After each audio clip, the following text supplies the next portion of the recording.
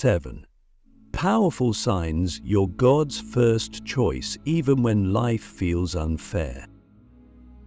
Have you ever looked up at the sky, clenched your fists and asked, "Why me?" Not out of entitlement, but out of exhaustion. You pray, you try, you give, you serve, and yet somehow life keeps throwing shadows in your path. You see others, people who seem less righteous, less kind, less aware, prosper with ease, and deep down, there's that haunting question, did God forget me? But what if I told you something radical? What if the reason life feels so unfair is because you've already been chosen? Not just picked randomly, but handpicked, anointed, selected. You are God's first choice. I know it sounds almost too bold, but let's go deeper. You see, the soul has a frequency, and those who are chosen resonate with a different kind of vibration. It's not louder, it's deeper. It's not showier, it's weightier. You carry within you a purpose so significant that the friction you feel in life isn't punishment, it's preparation. You're not being ignored by God, you're being carved, sculpted, refined. And yes, it hurts. Sometimes it feels like God is silent. But silence is not absence. Silence is the sacred space before revelation.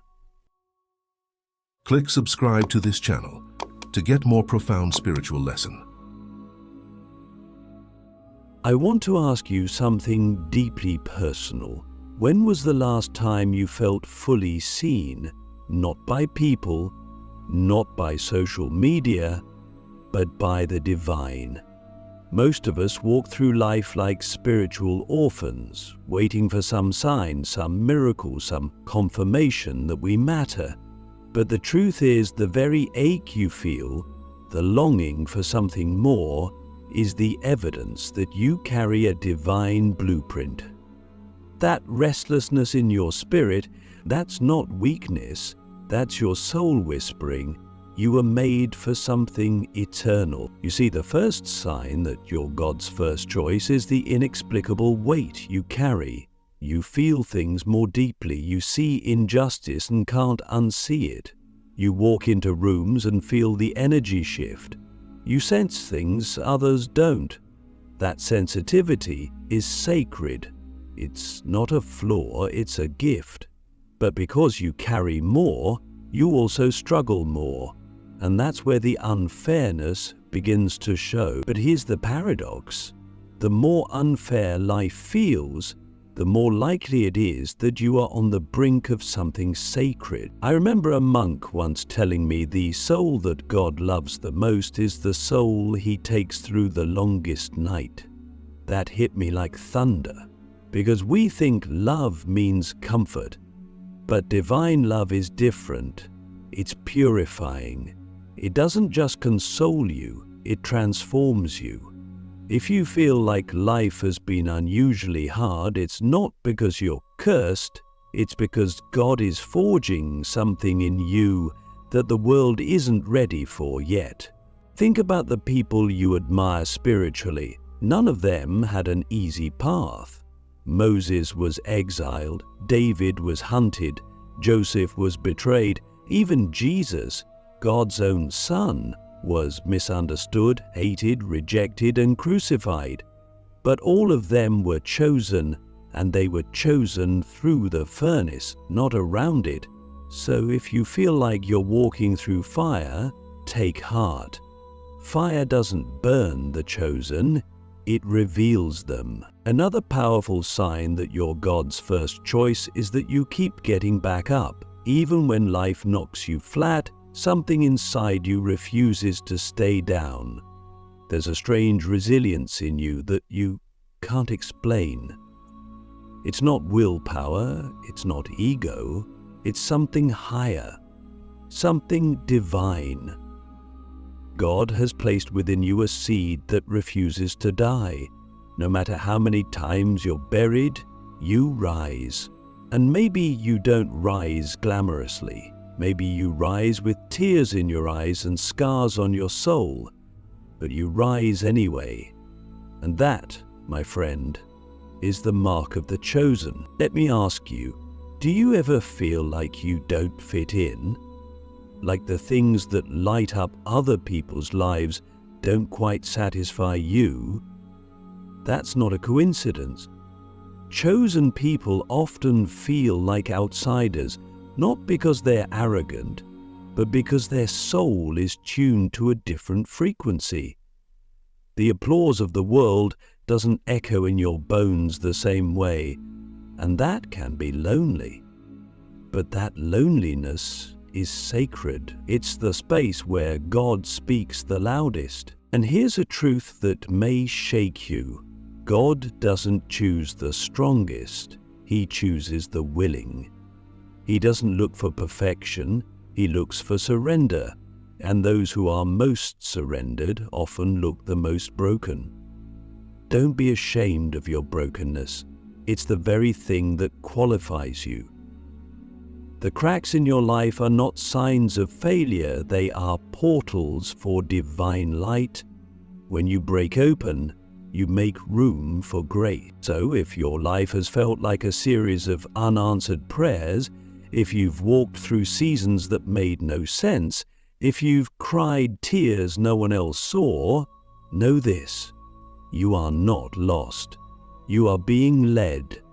Chosen people often walk through hidden valleys, not because they are less loved, but because they are being prepared for greater things. You are not behind. You are not late.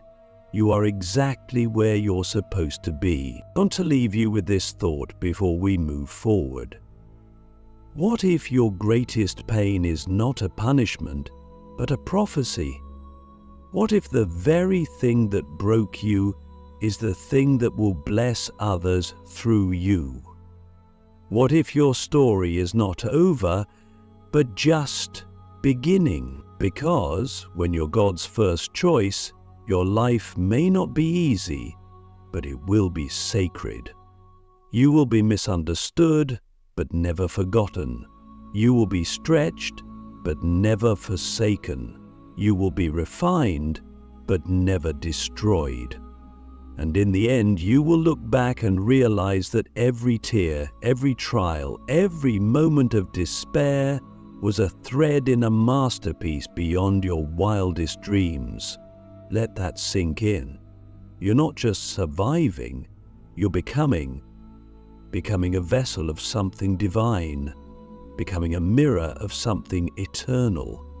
And the journey is only just beginning. The divine echo hidden in your struggles, how pain confirms you're chosen. There's a sacred truth hidden in the shadows of suffering, and only those willing to walk through the fire ever discover it. Pain is not the absence of God, it is often His most intimate presence. It's a paradox. We assume that if God is close, then life should be smooth, that blessings should fall like rain and doors should open easily. But what if I told you that the very pain you're trying to escape is the fingerprint of a divine calling on your life? What if the struggle isn't a detour, but a signature, a unique mark that you were chosen for something bigger than comfort? You see, pain doesn't come to the chosen to destroy them, it comes to awaken them. Pain is a messenger. It arrives uninvited, often unwanted, but it carries a message encoded in the language of the soul. And if you can get still enough, quiet enough, you'll hear it whisper, "You were never meant for the ordinary." The enemy of your destiny isn't pain, it's numbness. It's the dull, lifeless existence where you stop feeling, stop dreaming, stop believing. But pain keeps you awake. It keeps you connected to your depth. It reminds you that you still care. Let me ask you this. When was the last time you thanked your pain? Not endured it, not tolerated it, but honored it. What if your wounds are not signs of weakness, but invitations to wisdom? Think about it. Some of your most profound growth didn't come from success. It came from heartbreak, from confusion, from nights when you couldn't see tomorrow. It came when the world seemed silent, and yet something inside you refused to disappear. We often look at pain as something to escape, but chosen souls know better. Chosen souls learn to listen to pain because they understand that pain sharpens discernment, it deepens compassion, it humbles the ego. You can't walk through the valley of shadows and come out the same. You either come out bitter or you come out burning with a kind of light that the world can't explain. That's why the most radiant people are often those who've suffered silently.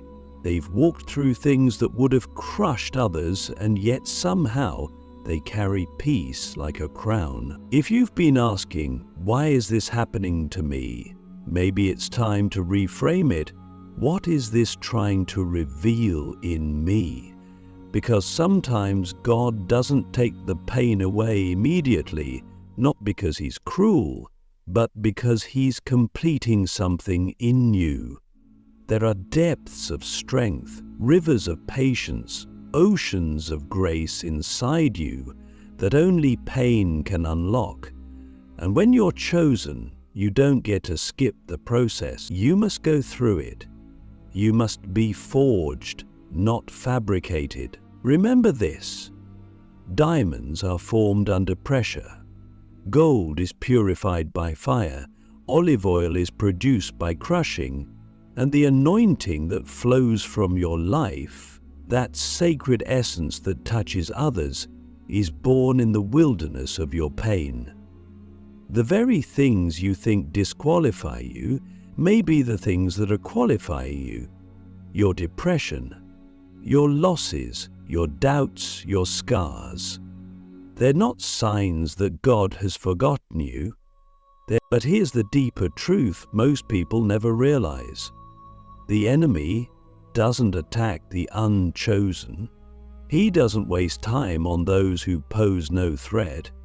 If your life has been under spiritual siege, if you've faced relentless storms, it's not because you're weak, it's because you're powerful.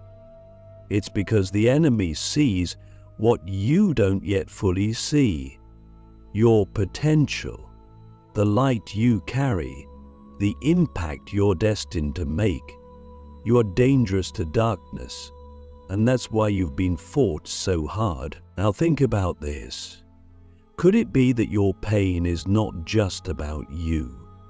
Could it be that your suffering is generational? That what you conquer will free others? That your breakthrough will ripple through your bloodline and rewrite the story for those who come after you? Chosen people suffer deeply, not because they're cursed, but because they are catalysts. You are the turning point in your lineage. You are the answer to someone else's prayer, and your pain is the price of that transformation. So don't despise your struggles. Don't curse the nights you cried alone. Honor them, because they were sacred meetings between your soul and the divine. They were the moments that stripped away illusion and brought you face to face with who you really are. And even if you didn't feel it at the time, God was there, closer than breath, deeper than thought, holding you together while you fell apart. You are not broken, you are being broken open. And what flows out of you, after the tears, after the silence, after the dust, will be nothing short of sacred. You'll carry a wisdom that books can't teach, a faith that logic can't explain, a presence that shifts atmospheres. And all of it, the light, the power, the calling, was born in pain. When rejection is redirection, Why God hides his favorites in plain sight. There's a moment in every chosen person's life that stings deeper than almost anything else. And that's the moment of rejection. The door that slammed in your face, the person who walked away, the job that fell through, the community that never saw your worth. And in that moment, it doesn't feel like redirection. It feels like abandonment. You question your value. You wonder if you heard God wrong. You ask yourself, if I'm truly chosen, why don't they see it? But here is a truth so profound, it can shift the entire foundation of how you process pain. God often hides his favorites in plain sight. Yes, you heard that correctly. God covers greatness in disguise. He cloaks his chosen ones in ordinariness, in struggle, in rejection. Not to diminish their light, but to protect it until the time is right. Think of David, the forgotten shepherd boy. When Samuel came to anoint the next king, David wasn't even invited to the lineup. His own father didn't see his potential. Yet it was David God had chosen all along. Why? Because God sees not as man sees. He doesn't choose based on appearance, status, or popularity. He chooses based on depth, on heart, on destiny. So when you're overlooked, it's not always a demotion, it's often divine strategy. You're not being hidden because you're not ready. You're being hidden because they're not ready. The people, the platform, the timing. Sometimes God has to keep you small in the eyes of others so he can grow something sacred in the soil of your obscurity. And that's where most people give up. They confuse being unseen with being unwanted. But the truth is, God often does his deepest work in the dark. Let me ask you something that might shake your soul. What if every rejection you faced was actually a form of protection? What if the relationships that didn't last, the circles that didn't accept you, the stages that didn't invite you, were all part of God's way of preserving the purity of your assignment? When God hides you, it's not punishment, it's preservation. It's not just shaping your gift, he's shaping your character to carry that gift without ego, without compromise, without collapse. It's easy to think that rejection means you're not enough, but chosen people don't always look like chosen people, not at first. They often carry the weight of unseen battles. They walk through rooms and sense they don't belong. They speak truth and get silence in return. They try to love deeply and are met with distance, and still they keep showing up. Still they keep believing. That's because something in them knows this is not the end of their story. Being God's first choice doesn't mean you'll be the world's first choice. In fact, it often means the opposite. The world celebrates what's loud, polished, and immediate. God, however, celebrates what's raw, hidden, and timeless. He's not interested in making you popular. He's interested in making you powerful. And that power is forged in seasons where you feel invisible. But invisibility is not insignificance. It's incubation. Think about it. Jesus himself was born in a manger, the King of Kings, wrapped not in silk but in swaddling cloth, raised not in a palace but in Nazareth, a place so unremarkable someone once said, "Can anything good come from there?" And yet, he was the Savior, the chosen one, the Messiah. Why would God do that? Why wrap glory in such humble packaging? Because it's not about impressing people, it's about fulfilling purpose. And purpose doesn't need applause, it needs alignment. So if you've been feeling like you don't belong, like the doors you knock on don't open, like the vision you carry is too heavy for the world around you, take heart. You're not failing, you're forming. You're in the sacred space between being planted and being revealed, and when that time comes, when God decides the world is ready for what He's placed inside you, no rejection will matter, because what is divine cannot be denied. Here's something to sit with. Could it be that your rejection is the very evidence that you're chosen for a higher path? That you were never meant to blend in because you were designed to stand out in a way the world won't understand until much later? Sometimes your difference is your distinction, and the pain of being overlooked is actually a whisper from heaven saying, I'm saving you for something greater. So don't shrink when you're unseen. Don't compromise just to be accepted. Don't chase spaces that don't recognize your worth. You are not here to be liked. You are here to be aligned. And alignment always comes before assignment. The rejection wasn't a setback, it was a setup, a redirection into the exact path God had always intended for you. Hold your head high. You are hidden, not forgotten, rejected, not disqualified, delayed, not denied. You are God's first choice, and your moment is coming. The unshakable favor, how heaven backs those who refuse to give up. There comes a moment, often quiet and unseen, when a person who has been through the fire, walked through rejection, wrestled with doubt, and still chooses to rise, becomes unstoppable. Not because life suddenly gets easier, not because they gain the approval of others, but because something inside them clicks. They stop asking for permission to be who they are. They stop begging God for a lighter load, and instead ask for stronger shoulders. And in that moment, something shifts in the heavens. Favor finds them. Not the kind of favor that makes headlines, but the kind that makes history. You see, when you refuse to give up, when you keep showing up even while bleeding, you become the kind of person heaven can trust. God doesn't need perfect people. He needs persistent ones.